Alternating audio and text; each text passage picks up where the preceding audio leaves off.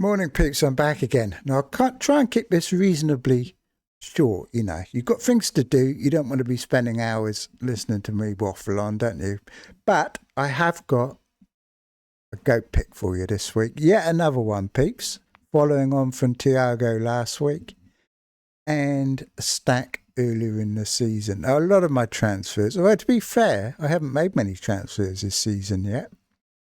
But some of them are quite sort of mundane, normal things. But sometimes I like to bring in a bit of a differential and try and get ahead. And this is one of those weeks, I think, where a differential will be coming into my team. Now, first off, we'll go and have a look at a bit of news we've had regarding Gabriel.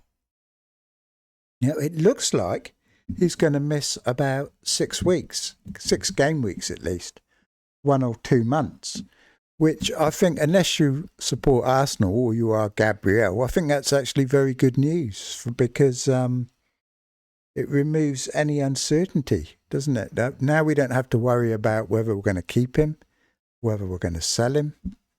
I mean, he's now a clear sell, isn't he? The question is when. So we'll have a quick look at the prices, if we can find them. Where are we here?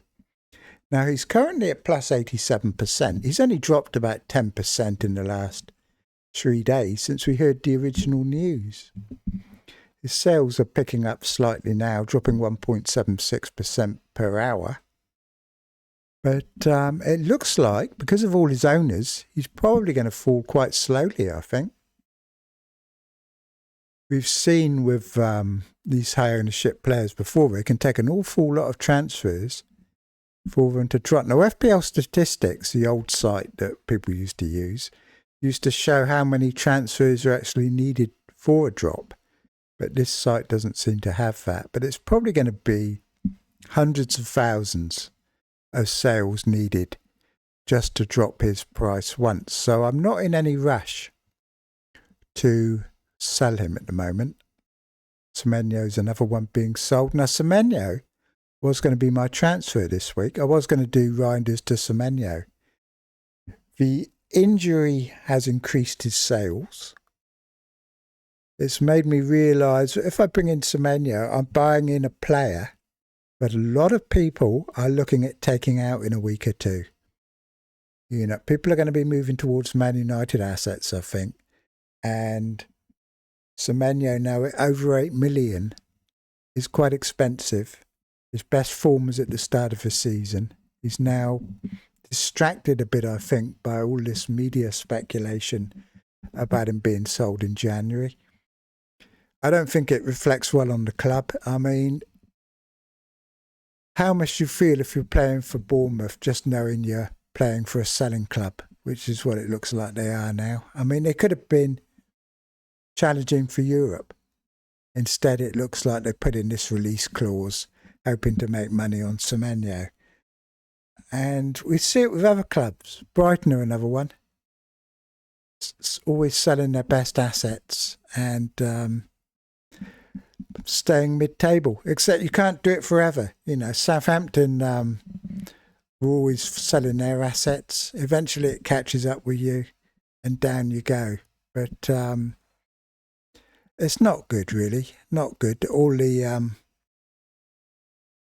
power goes to the top clubs as always. Whenever another club challenges, they end up getting all their best players taken away from them, don't they? So I've got to stop playing with my mic. I'm always playing with my mic. Anyway, peeps, so goat pick.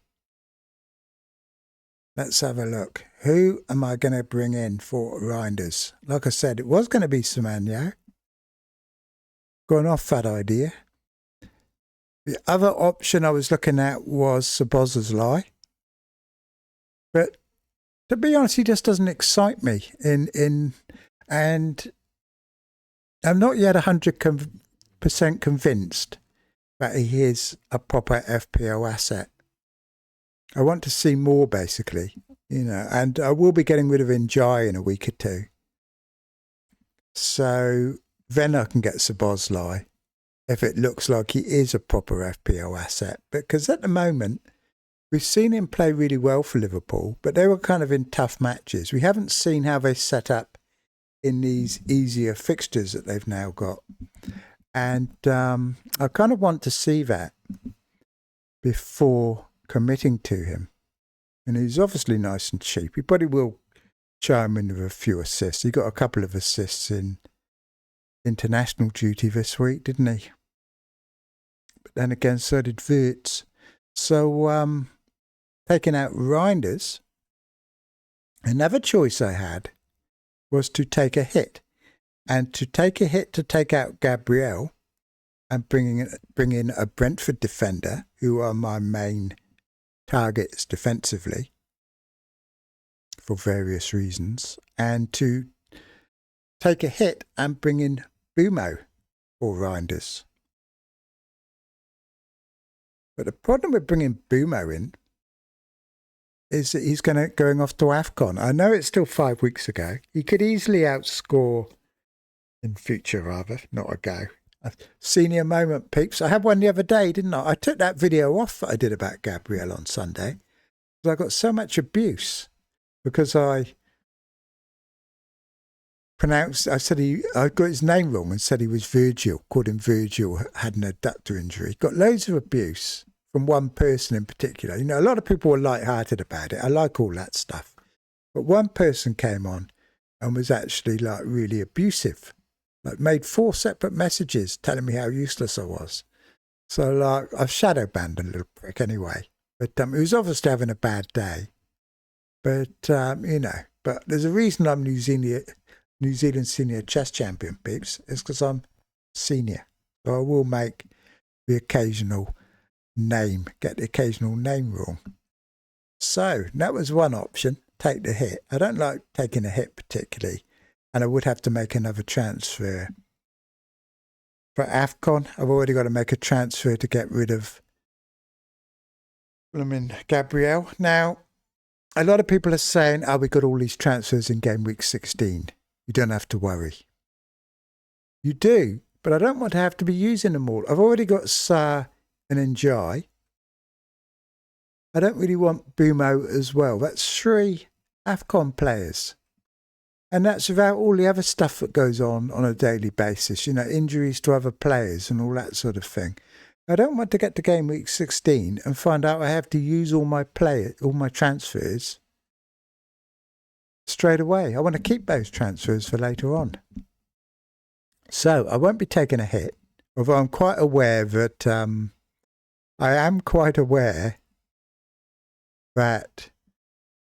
Bumo could outscore Cunha quite heavily over the next few weeks. But then again, it could be the other way around, couldn't it? But I know it's a bit of a risk. But I'm not getting Bumo in. I am going to get Cunha in. Who doesn't tick all the boxes, to be fair, but nobody does. You know, you've got Bumo, AFCON. Szoboszlai, unsure if he's a proper FPL asset. Semenyo, 3 good fixtures and they fall off, distracted, maybe injured. You know, Bournemouth not playing great and West Ham improving. Every other option I've looked at has negatives attached to it. You know, but it doesn't seem to be any perfect midfield buy at the moment. So I'm going with Cunha. Differential, less than 5% owned. Man United players are going to be heavily bought in the next few weeks. I expect Cunha will be one of them. When Bumo does go off to AFCON and Ahmad goes as well, then Cunha is going to be playing a much larger part in their attack. Apparently Sesko's injured for a number of weeks, which means Cunha could well be playing as a striker at the moment, or Bumo could be, but either way, Cunha's going to be up there. He's due to hit form. I think he might be settling in. This could be just the time to buy him. I like to buy players before they get their points, and this could be just the time to do it. So I'm taking a bit of a gamble. But then again, any player you bring in is a gamble. And then we get to next week, And I think this is a better week for myself personally, because I've already got Virgil van Dijk. So I think this is my best week to actually make that change to let Gabriel out. There are two teams in particular with a very good fixture next week, and they are Man City at home to Leeds. We've also got Sunderland at home. We've got West Ham at home coming up. Fulham away, Palace away. Very good fixtures, Man City. So I'm thinking about a Man City defender. I want to have another look at them first.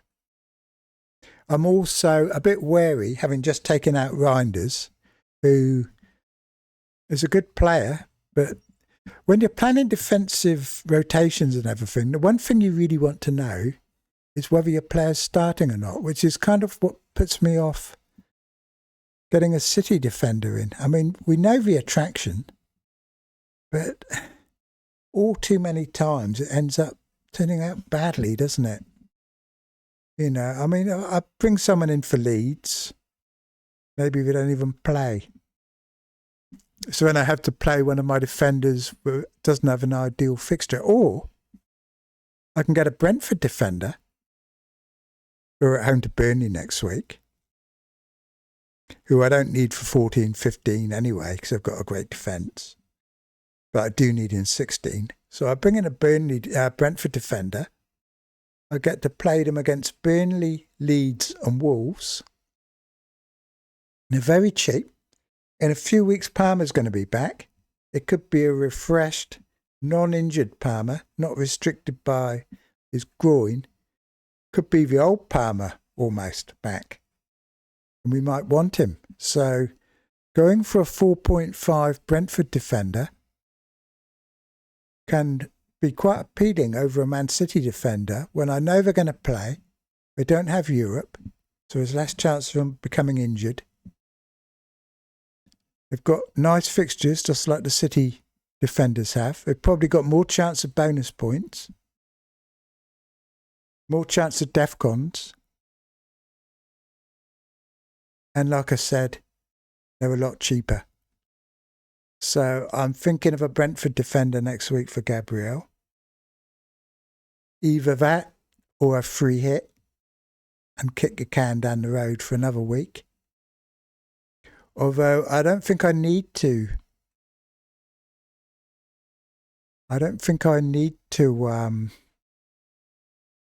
Play a free hit next week particularly. I think my team's fine. You know, if I bring in, who will I bring in? Coyote. It's a bit like the Palace defence. You've got Collins, Coyote, who's like playing very, very well, but doesn't get the defensive contributions. You've got Van der Berg, who's kind of the acquire option. Nearly always getting the, you look at the points, Collins on 32, Coyote 34, and Van der Berg on 34. So you see they're all different, but they're all getting points. So it's quite tough to choose between them. I'll probably go for one of the 4.5 options, simply because one of my sayings is if in doubt, get the cheapest. You know, if there's two you can't decide between, then just pick the cheaper one, because, you know, they're probably just as good as each other and you save some money. So I can get that defence in game week 13. A lot of people are free hitting next week. Now, whether I free hit or not is to some extent going to depend how I do this week, because it's all about variance, expected ownership and variance, and it all depends on where you are in the standings. Like if I have another good week this week, I feel more inclined to tuck in, do what other people are doing, free hit when they free hit, and all that type of thing. If I have a bad week this week, I'm going to want to go differentiate myself more from the other people, and I might decide I don't want to free hit, because I'm quite happy having the likes of Saka away at Chelsea next week. You know, people at free hit are probably going to take Saka out. I don't think that's a bad fixture for Saka. And the rest of my team looks fine. You know, I'll have Thiago. I'll have another Brentford defender against Burnley. Virgil. I don't really see any problem with that team. I'll obviously be captaining Haaland, so it's not like people will probably get Salah in a free hit, but if you're not going to captain him, is it really necessary? And I quite like to look for fixtures in game week 19, which would be my ideal time to free hit. So that's about it, peeps, basically. You know, I'm bringing in a differential. You can argue Thiago was a differential last week. Stack definitely was in game week 4 when I bought him in for that free hit, for the bench boost, sorry. So, yeah, I'm taking a bit of a gamble with Cunha. But it looks like the right time. I mean, I was going to get Semenyo and then in 2 weeks' time change him into Cunha. But that's 2 transfers. Why not just get Cunha straight away? So that's what I'll be doing. Anyway, peeps, let's have a quick game of 1-minute chess and see what's happening. So, let's have a look. Black again, as usual.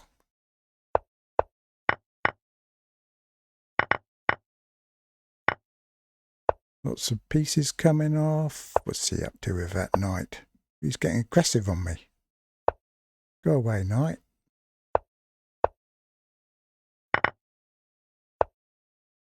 You're always trying to attack. Ah, succeeded. I have to bring my bishop back and put it in front of there, I think, to stop him. That's better. Now come forward a bit.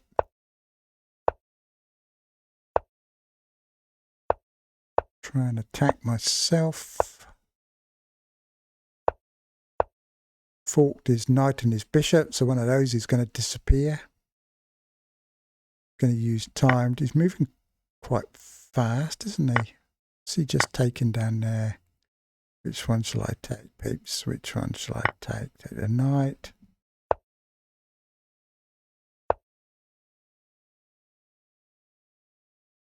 Well, he's got to be careful here because I'm attacking him.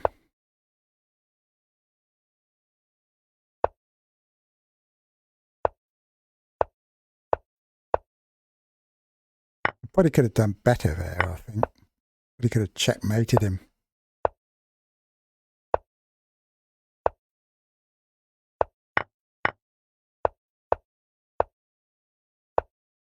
Ooh. Resign, my friend. Resign. Or just give up moving. Give up moving and waste all of our time. That's what they do. And then they get a warning. They get a warning for not moving. You watch, you get a warning come up in a minute.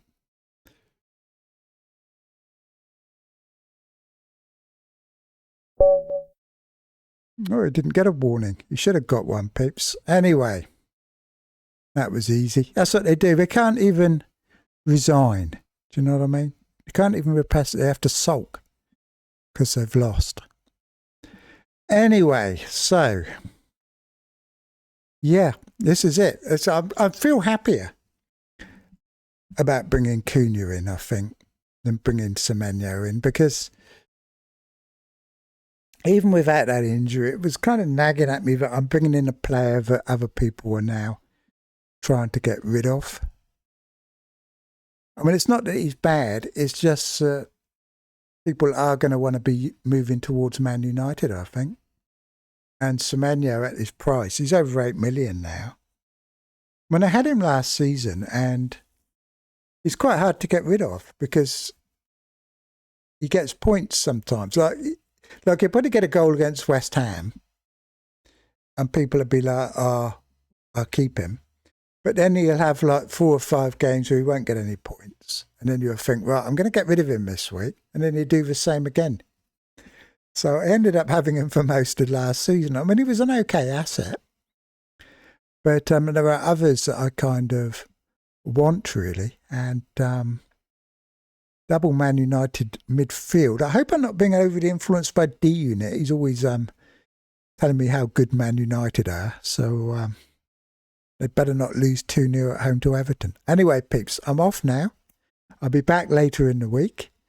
So remember, bad comments. I don't mind cheeky comments about me making my deliberate mistakes or whatever. But if you're just going to come on and be abusive, then you will get shadow banned. Anyway, peeps, cheers for now, and I'll talk to you all later. And good luck with working out what you're doing with Gabriel. And I suspect most of you will be going to Virgil van Dijk. But there are other options. Maybe he'll turn out to be useful. I'll tell you who I like. Is if you really like Arsenal, just go in Saliba. I don't mind that move because whenever Gabriel's out, Saliba tends to do quite well. All those little flick-ons in the box that Gabriel's been getting, you might find it's now Saliba's turn to get attacking points. And that while Gabriel's out, Saliba's pretty nailed on. So he'd be one that I'd be looking at if I was looking at keeping hold of Arsenal defence, because at the moment I don't have any. I don't have Raya, Timber, or any of them. But Saliba is an option, I think, as an alternative to, if you don't like the Liverpool defence, so you don't want to go to the likes of Brentford or Man City or whatever, then Saliba is a decent option, I think. Anyway, cheers for now then, peeps, and I'll talk to you all later.